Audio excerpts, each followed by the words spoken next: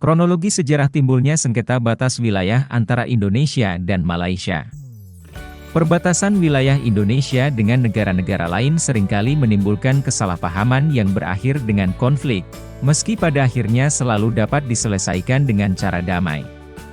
Karena itu, batas wilayah negara telah diatur berdasarkan regulasi Undang-Undang Dasar tahun 1945, dan Peraturan Menteri Dalam Negeri Nomor 76 Tahun 2012 tentang Pedoman Penegasan Batas Daerah.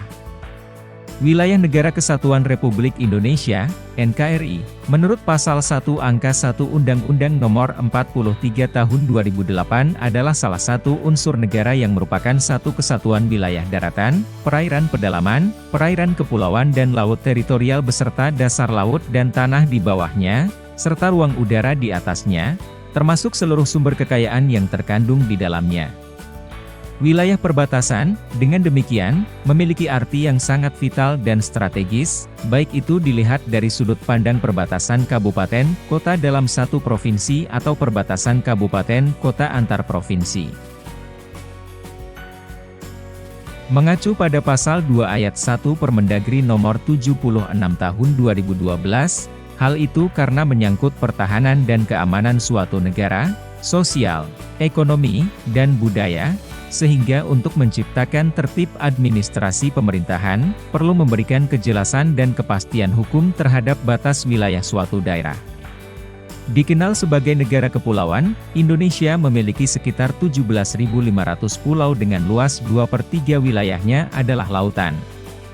Dari pulau-pulau itu, terdapat sejumlah pulau terluar yang wilayahnya berbatasan langsung dengan negara tetangga. Karena itulah, sengketa batas wilayah sering terjadi, terutama yang paling intensif antara Indonesia dan Malaysia. Kedua negara ini seringkali berurusan dalam kasus sengketa wilayah, meski selalu berakhir damai. Di antara kasus sengketa wilayah yang menyedot perhatian publik adalah Blok Ambalat, yang terjadi sejak 1969. Tanggal 27 Oktober 1969, Indonesia dan Malaysia menandatangani perjanjian tapal batas landas kontinen. Kemudian pada 7 November 1969, Indonesia meratifikasinya.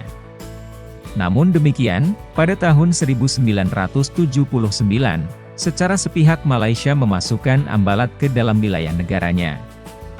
Akibat yang ditimbulkan, Malaysia memperoleh protes tidak hanya oleh Indonesia, tetapi juga oleh negara-negara lain, seperti Inggris, Thailand, Cina, Filipina, Singapura, dan Vietnam.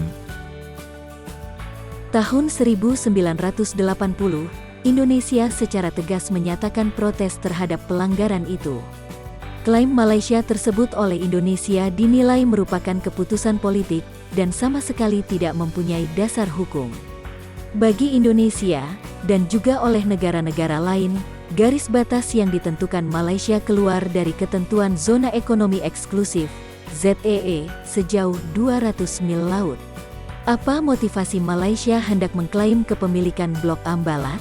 Tentu saja, karena potensi minyak bumi yang sangat besar di tempat itu.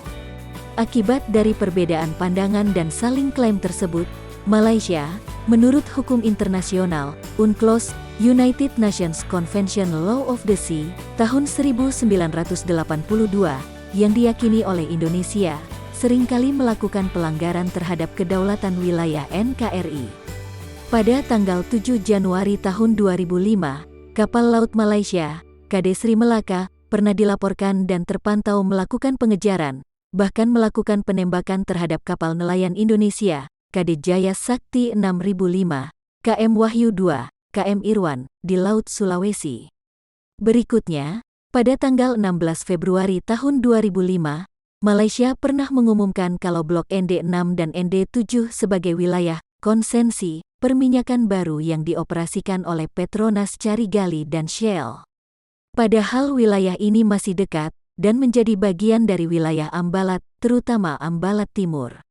Berdasarkan data yang terkumpul hingga tahun 2012, terjadi sebanyak 475 kali pelanggaran yang dilakukan oleh Malaysia, baik dilakukannya di darat, laut, maupun udara. Perinciannya sebagai berikut. A. Tahun 2005 ada 38 kali pelanggaran. B. Tahun 2006 ada 62 kali pelanggaran. C. Tahun 2007 ada 143 kali pelanggaran. D. Tahun 2008 ada 104 kali pelanggaran. E. Tahun 2009 ada 25 kali pelanggaran.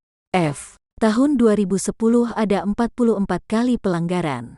G. Tahun 2011 ada 24 kali pelanggaran. Dan H. Tahun 2012 ada 35 kali pelanggaran.